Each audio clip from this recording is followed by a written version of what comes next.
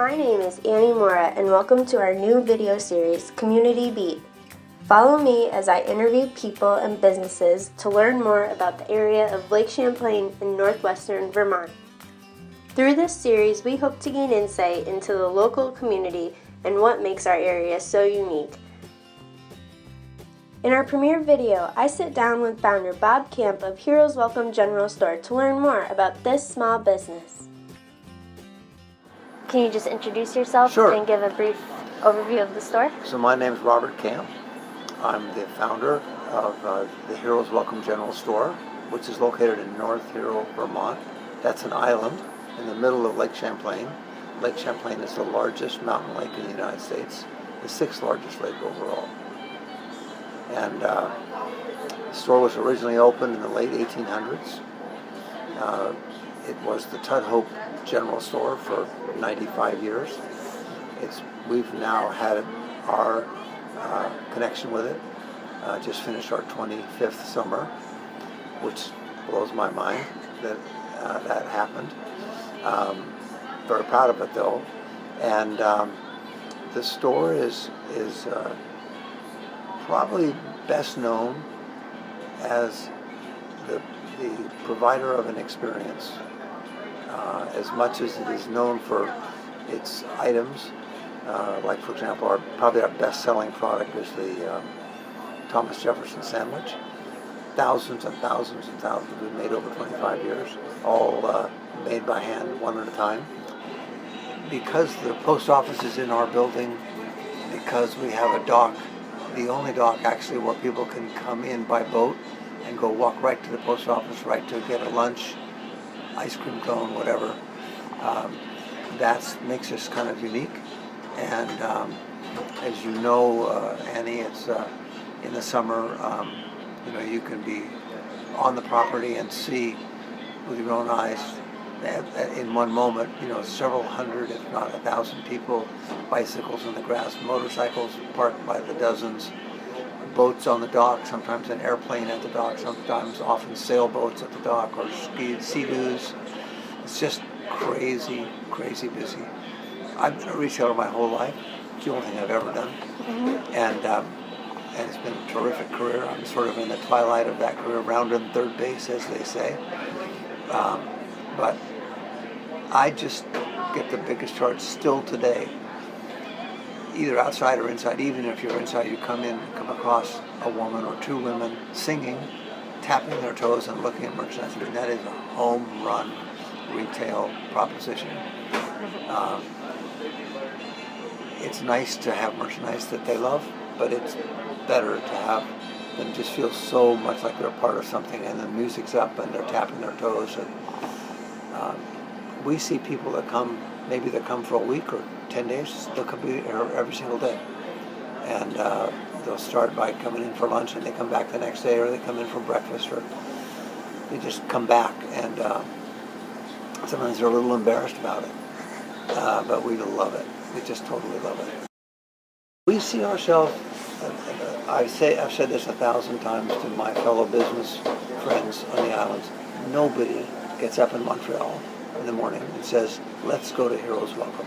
They don't say that. They say, let's go to the Champlain Islands, or let's go to Vermont today, and let's leave right now. We have to be, it's really important for all of us as merchants to understand that and to know that we're just sharing part of that visit. We get our little share, and all the other stores and the real estate people and the construction companies all get a little piece of share of that decision of let's go to the Champlain Islands today. And we have to stay tight. We can't be jealous of one another. A victory for another store is a victory for all of us, because the more likely a couple says, the more likely they say, let's go to the Champlain Islands, is a much bigger, stronger victory. If I win and everybody else loses, it's no victory. It really isn't, because that's the beginning of the end. We all have to win. We have to help each other win, and be really, I think sometimes secretly, we're not always happy if one of our competitors wins and we're not winning, but it's the worst kind of attitude to maintain. It's one for all for one. And I would think that the experience, that incredibly beautiful lake, and let's not forget, here it is, we've already said it's the largest mountain lake in the country.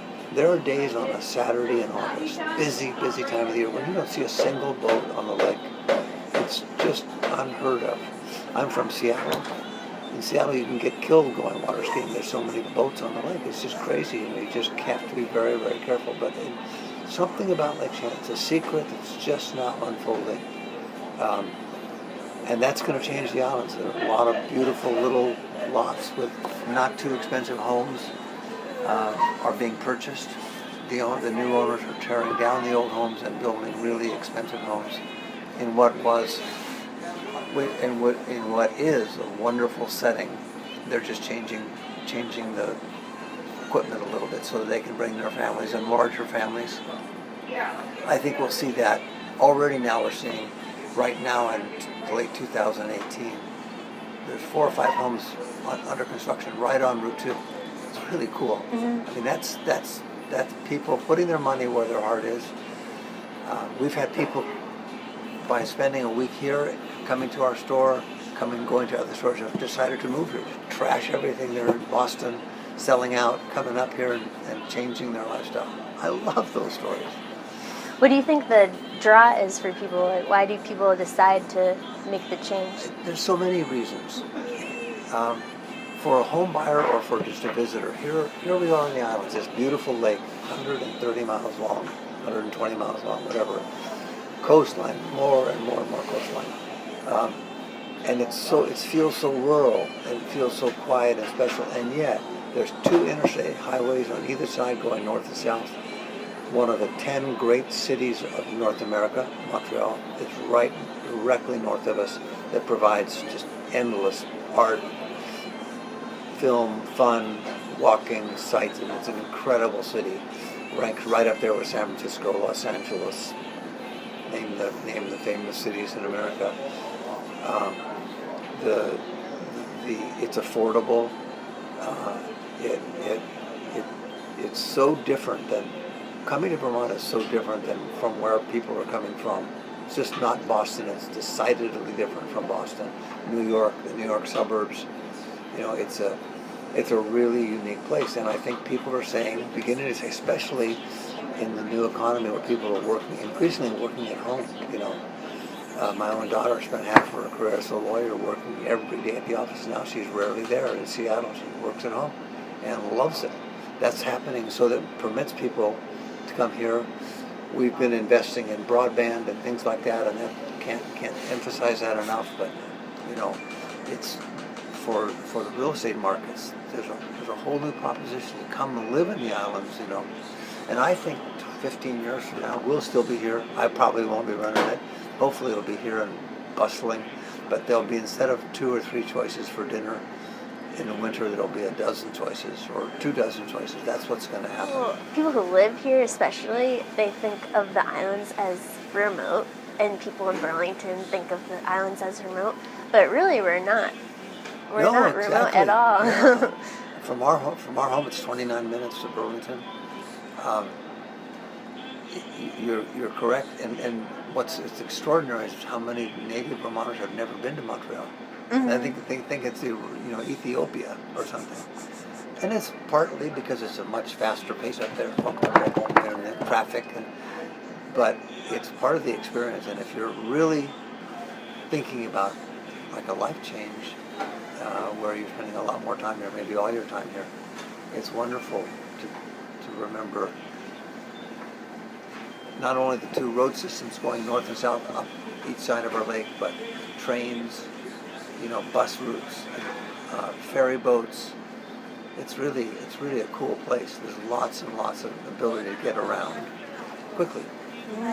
Do you think there's a certain lifestyle that people have here? Like, do they put a premium on the setting rather than shopping? In recent years, it was a kind of a trade-off. They were willing, the people that came to vacation extensively or to live here, sort of traded off some prosperity in order to do it. They said, look, life's short. I'd rather live in beauty, absolute pristine beauty, virginness almost, than make a ton of money and be miserable in some other town. That's going to be less true, I think, going forward, because we're, as you said a minute ago, we're not far away from anything. In Montreal alone, there's the larger population is about 6 million people. And if you take Greater Montreal, 4 million of them speak English or some English and listen every day to English radio stations. And so it's not like it's remote. It's just kind of a different pod, if you will. To bring it back to more specifically to the store, how do the locals, I mean, I kind of know this, but how do the locals interact? Like, can you talk a little bit about who's coming in every day? What are they looking for? That's interesting. That's who shops at the store, who visits the store is really different by the season. So starting with by far the slowest season, of course, the winter, beginning, say, in November. We have a little Christmas business, but it's nothing compared to my background in retailing. It's it's a great stocking stuffer store. It's become well known for that.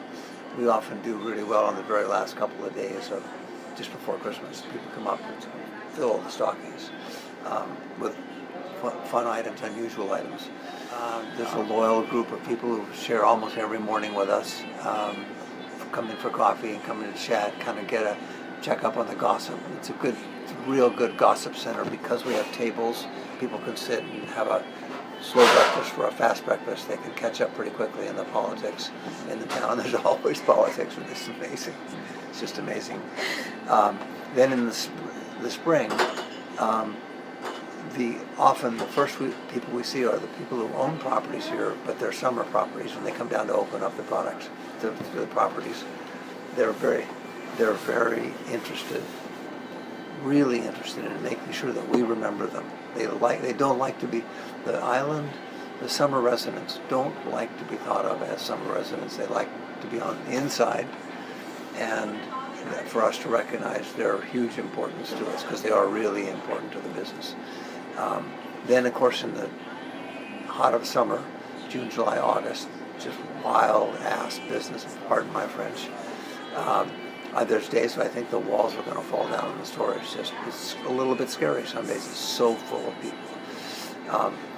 2,000 people a day. On a single Saturday in August, we could easily have 2,000 people come through the store. And if you think about that, that's a lot of people. And some of them have driven hours to get here. And we tell our staff, you have just made your 334th Thomas Jefferson sandwich, but to someone who's driven, from all the way across the state or down from Montreal or up from Boston, they haven't made anything like that. They've only ordered one. So it's really important for you to make that transaction special, make the sandwich as best as you can, show them a real smile, not just oh God, who's next? It's really important. On a more personal note, what made you decide to pursue the business in this specific area? Beverly and I have been retailers together for many, many years. I had the great fortune to lead Pier 1 through a number of years, tough years in the 80s. It turned into a wonderful success for us. And after those years, we had an idea for a new business, which we moved to Seattle, my hometown, to start. It was called Westminster Lace. It was a brand new idea, and it was venture capital backed, and unfortunately, it was one of those businesses that we made it to 28 stores, but we didn't make it to enough. And we had to say goodbye to the concept, which hurt a little bit. But we moved here just back here. We had summered here in our Montreal years. That's how we discovered the islands. And we decided to come back here for 1 year, rest our bones, and go out there and hit it again. And in the middle of that time, my dad passed away, and it made me realize that I wasn't going to live forever. He didn't, and I'm not either. And we just loved it here. We said, why don't we just, take the big step of ruining my resume and just start a business here. And it seemed like such a great idea. And looking back, I think it was a great idea. We at first considered purchasing the North Hero House, which was in bankruptcy at the time. This store was closed. There was a lot of trouble in the village. The village was really drying up and rolling up to die. And and that's where we came up with the name Heroes Welcome for the inn. We thought, what a great name for an inn. We checked with the copyright department, and it was still available. We couldn't believe it. So we had this great name, but we sort of were a little bit wary of starting an inn. It was a business we didn't know well. We certainly knew retailing well, and we thought, in the end, there's a store here. It's dark. It's closed. It needs help. We know a lot about retailing. We have a great name. Let's open it up. So we did. And it's kind of a practical decision. That was 25 years ago, 26 years ago. I liked how you were talking about you came here and you thought of it as a place to rest and kind of recoup. Do you think a lot of people see it as that? Absolutely. It's the greatest, and lots of people come on sabbatical. We meet them often because, once again, if they're here for longer than just a week, they want to be recognized in the store. It's very important to them. They don't want to be thought of as flatlanders. And I do. I think a huge percentage of people who come for a little bit longer visit or who come to live here or temporarily live here have some sort of a gear change in mind. And the islands are perfect for that. I made the judgment 25 years ago that here was this lake, completely virginous, completely untapped, almost unknown, the largest mountain lake in the country with nobody coming here. And there was property everywhere, really inexpensive prices everywhere. And I just said, this won't stand. It has to, this is going to be a great investment and a great place right away. And I was right about that whole thing except for the timing. I missed the timing. I probably came up with that idea 20 years ahead of when I should have. So it was a slower start for us and a slower build, but I absolutely feel that it's really begun to happen now. People are investing. They're up here more. I don't know what your business is. I mean, I don't know how your business is or how it's going, but I suspect you're having much more interest, and more substantial families are coming, making fairly serious investments, and loving it. Just so glad they're here. This is the most, they say, I've never checked the fact out, but they say it's the most rural state in the country. The ratio of land mass to people, I believe it. And yet it's still a small state where you know people and they know you, and it's wonderful. When we go out to dinner at night on the islands, we can hardly eat dinner because people are stopping by the table, and it's fun. So much fun. Yeah, I think it's definitely the more people are realizing how unique and beautiful and special it is here, and the quality of life here is so high.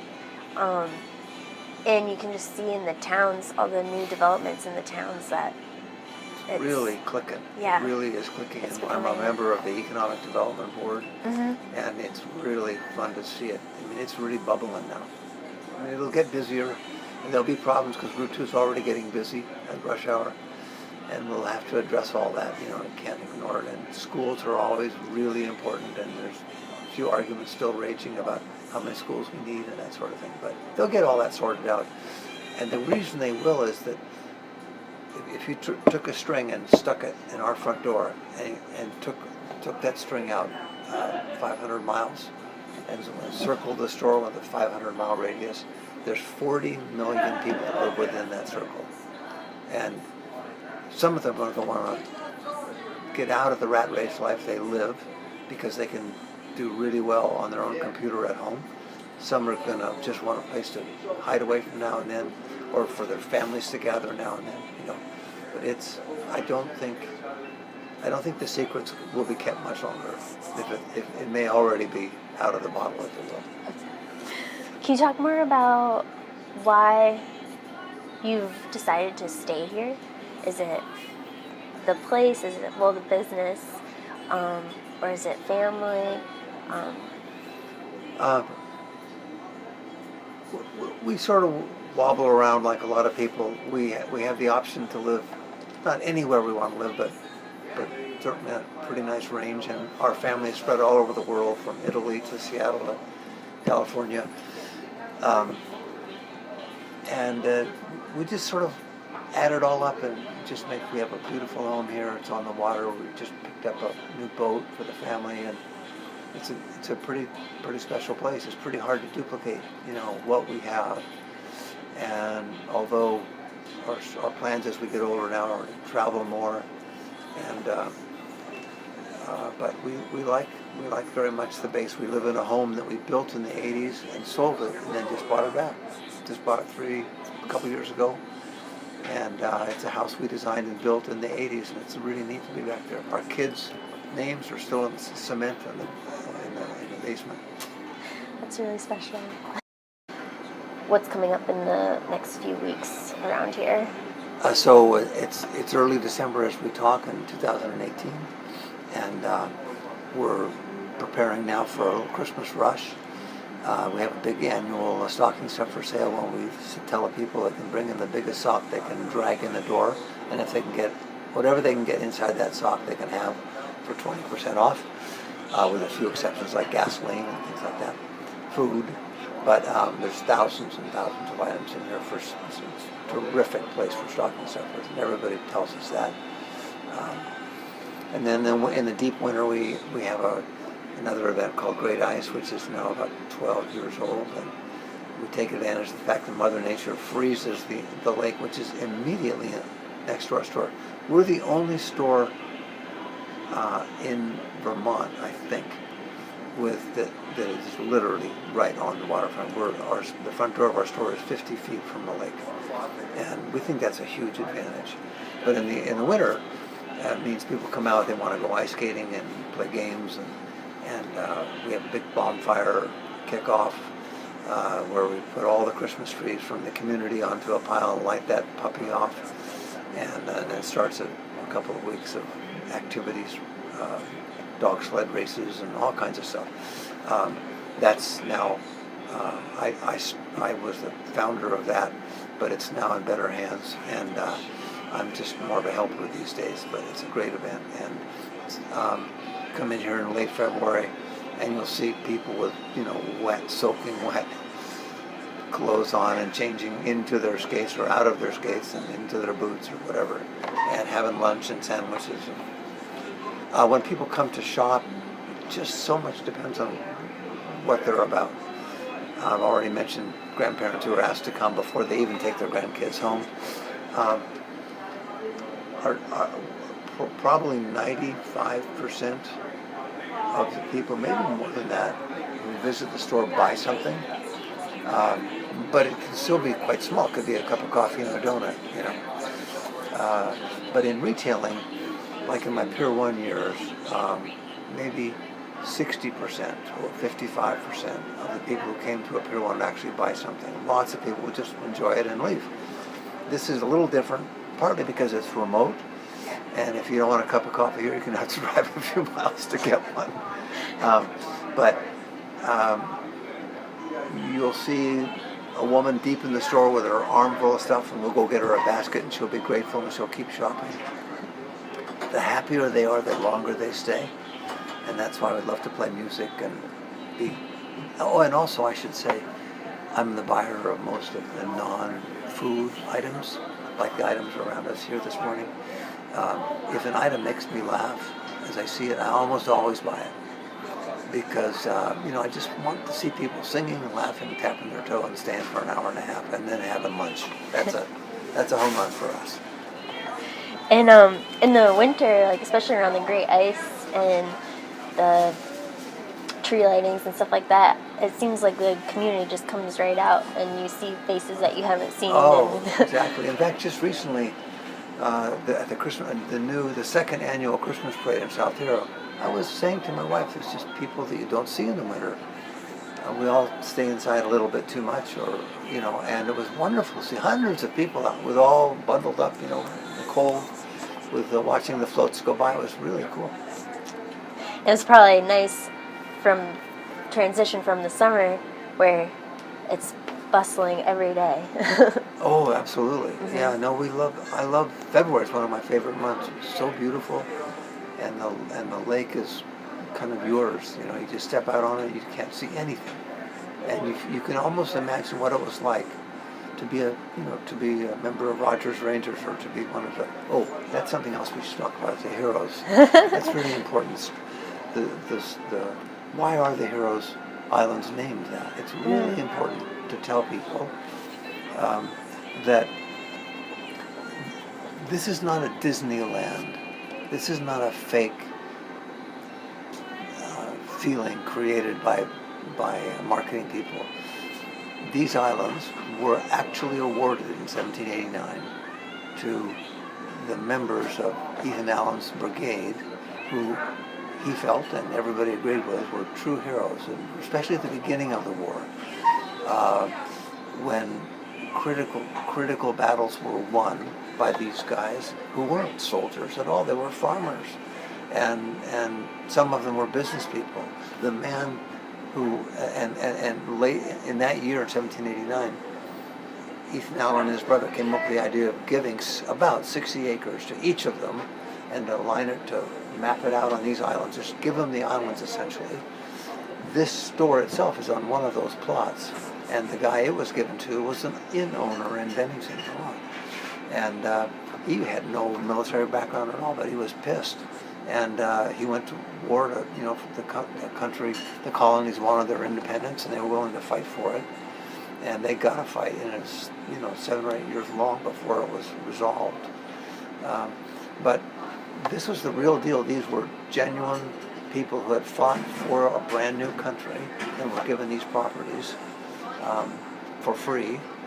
And many of them didn't keep them. They sold them, but some did keep them. And some of those families are still here. And this is not just something somebody cooked up to be a good TV special, It's the real deal. And I'm very proud of that fact. And also, there's only 2 places in the world named Hero. North Hero and South Hero Island. So it's a special place. And I come in here, I think about the guy that had this land all the time, that he even lived through the war. His wife stayed back and ran the inn while he fought for 2 or 3 years, and he wasn't killed and he wasn't wounded.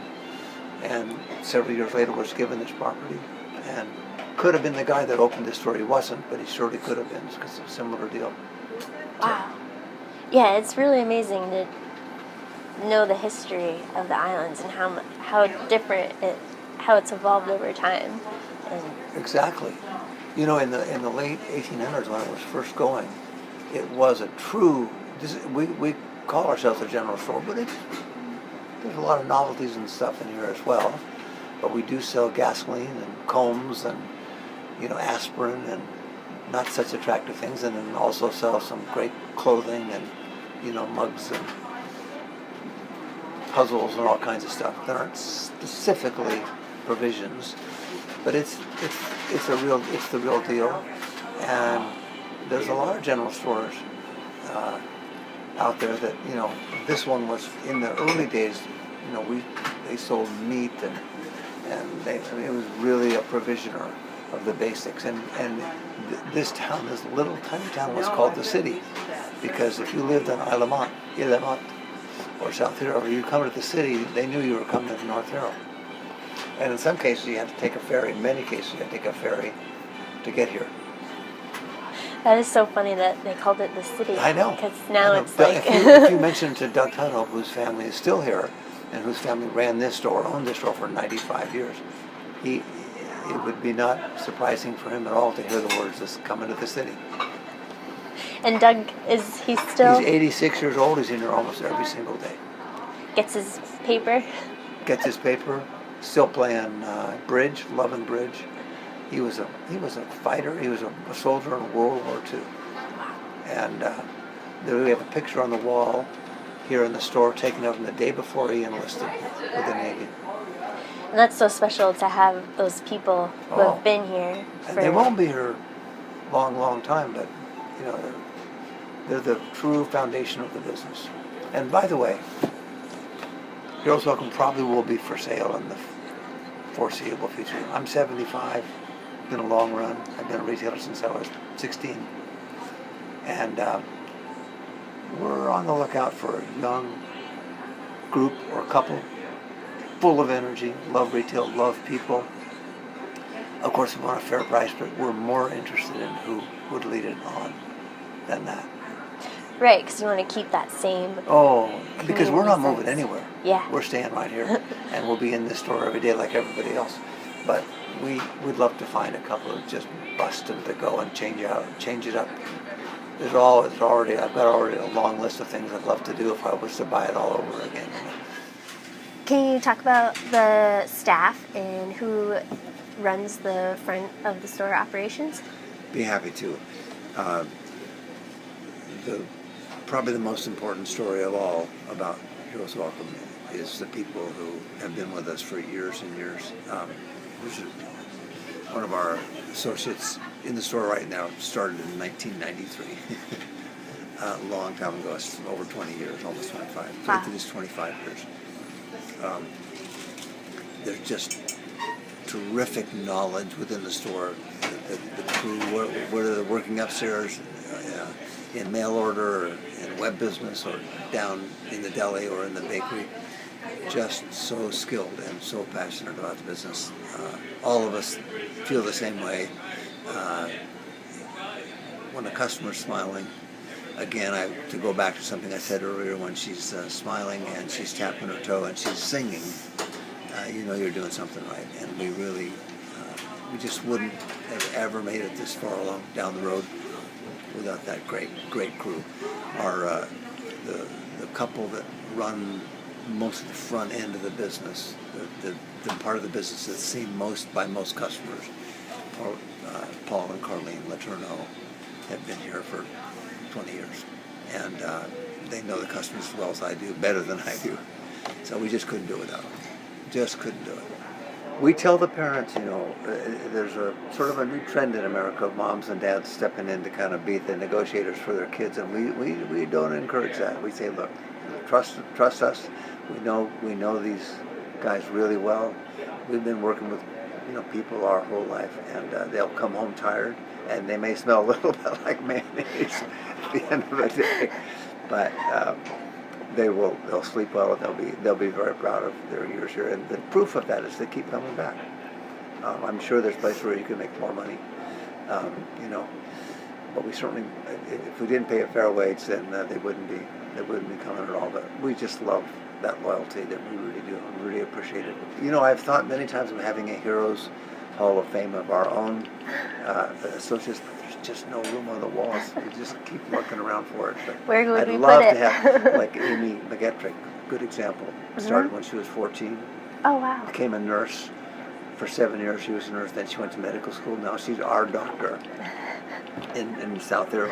And still in South Hero. Yeah, and we talk about Heroes Welcome as much as we do about blood pressure. And Paul and Carlene, they're locals to Alberg, and they know the area. Yeah, Paul and Carlene Letourneau are from a huge family, and very frequently they'll end up here on a Saturday afternoon, just a confluence of cars and trucks and tractors coming through town, either to help something out here or they're on their way somewhere else. But there's a lot of them. They know the business as well as we do. They've been good customers, and when it's time to put the dogs in or take the dogs out, they're right there to help. Just kind of the family thing. Mm-hmm. It is. Wonderful. It's very nice. It's that sense of community. Everyone just comes together, and when you need them, they help out. Yeah. A customer just came up to me. Actually, he was the trooper on duty at the border. He's a customs guard at the border, and I was up there 3 nights ago, coming back into Vermont from a trip up to Montreal, and he leaned his head in my window and he said, "If you ever sell the business, please find customers that take as much pride as you all do." And it's a wonderful compliment. Think about that. I mean, he didn't have to say that, and it's just that kind of reputation is earned incrementally day by day, and it's so easy to lose your reputation. It's so easy to blow off your customers, but it's better. It's so much more fun to take great care of them. Right. It's important to care about Yeah. Oh, why be a Your place- retailer if you're? Mhm. Why be a retailer if you don't love people and if you don't want to help them? There's just no. It's the worst job in the world if you're unless you want to do it for the right reasons. And then it's fun.